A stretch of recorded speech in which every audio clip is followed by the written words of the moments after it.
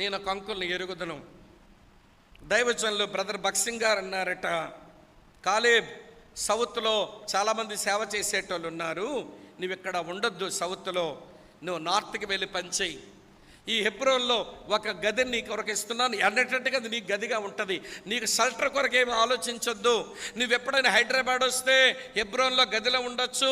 ఇక్కడ ఉన్న వాళ్ళకి, ఉత్తర భారతదేశం సేవన వారికి నువ్వు ఎక్స్పోజర్ ఇచ్చి వాళ్ళని ప్రేరేపించవచ్చు.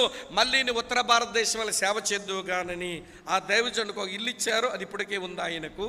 ఉత్తర భారతదేశంలో నాకు తెలిసి ప్రతి రాష్ట్రంలోనూ ఎన్ని గ్రామాలు తిరిగాడో తెలియదు.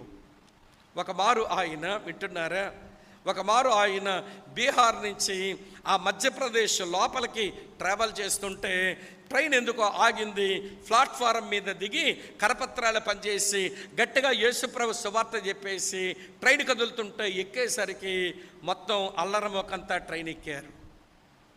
పంచినటువంటి కరపత్రాలన్నీ తీసుకొని ఆయన అలాగ తీసుకొని ఏమండి టాయిలెట్లో తీసుకుని వెళ్ళి, ట్రైన్లో ఉన్నటువంటి టాయిలెట్లో తీసుకుని వెళ్ళి ఏమండి ఎక్కడ పడితే అక్కడ తన్నేశారు. మనిషి భయంకరమైన బూట్లతో ముఖం మీద తన్నేశారు.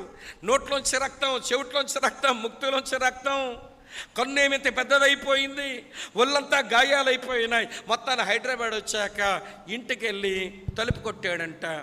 భార్య ఏమో ఆంటీ తలుపు తీసి ఎవరు కావాలండి అని అడుగుతుంది. అదేంటమ్మాయి నన్ను పోల్చుకోలేదా అంటే ఒక్కసారి ఆమె గుండె జారిపోయింది.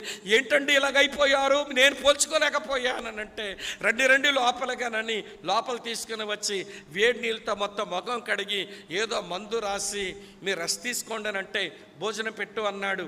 భోజనం చేసిన తర్వాత అంటున్నాడట, నా బ్యాగ్ సర్దేస్తావా, అస్సాం పోతాను అంటున్నాడు. అదేంటండి ముఖమంతా వాసిపోయింది, ఈ బొగ్గలన్నీ వాసిపోయినాయి, కన్నంత మీదకి వచ్చేసింది, మళ్ళీ అస్సాం పోతానంటారేంటి, అక్కడ ఇప్పుడే ఒకసారి దెబ్బలు తిన్నారు, ఇప్పుడు ఏం చేస్తారంటే ఏమన్నా చెయ్యని అమ్మాయి, వెళ్ళిపోతాను నేను అక్కడికి. ఏమిటండి రోషం, ఏమిటి పౌరుషం, పట్టుదల. నేను చచ్చేలోపుగా నా వల్ల ఏం జరగాలది జరగాలి సేవ అనుకుంటున్నాడంతే. మీ అందరితో ఒక మాట అనిపిస్తాను. గుండె మీద చెయ్యండి ఒకసారి, గుండె మీద చెయ్యండి ఒకసారి.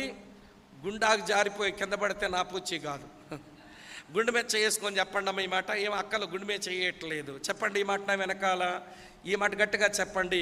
నేను కాకపోతే ఇంకెవరు, ఇప్పుడు కాకపోతే ఇంకెప్పుడు. నేను కాకపోతే ఇంకెవరు, ఇప్పుడు కాకపోతే ఇంకెప్పుడు. ఆ దైవజనుడు స్లోగన్ అది. అమ్మాయి మేము వెళ్ళిపోతాను అస్సామంటే ఏంటంటే ఇన్ని దెబ్బలు తంటే, నేను కాకపోతే ఎవడెళ్తాడు అస్సాము, ఇప్పుడు కాకపోతే ఇంకప్పుడు వెళ్ళమంటావు నన్ను, వెళ్ళిపోతా అంతే, వెళ్ళిపోతా అంతే. ప్రతి సేవకుని యొక్క స్లోగన్ అయి ఉండాలి.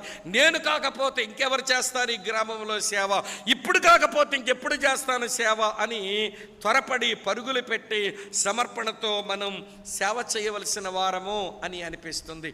అప్పుడే మనకు పూర్ణమైన పట్టుదల వస్తుంది. ఇదండి నా గతకాలప సేవ అంటున్నాడు.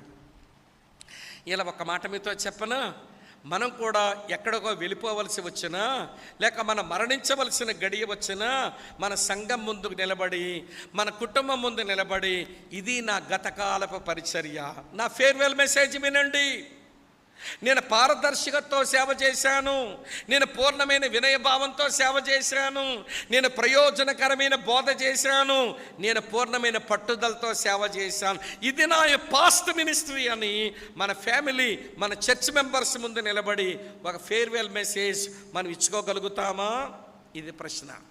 ఏం చెప్తాం మన సంఘానికి, ఏమి చెబుతాం మన కుటుంబానికి? అంకుల్ మీ గతం గురించి చెప్పండి, ఎలా మినిస్ట్రీ చేసేవాళ్ళో. ఆంటీ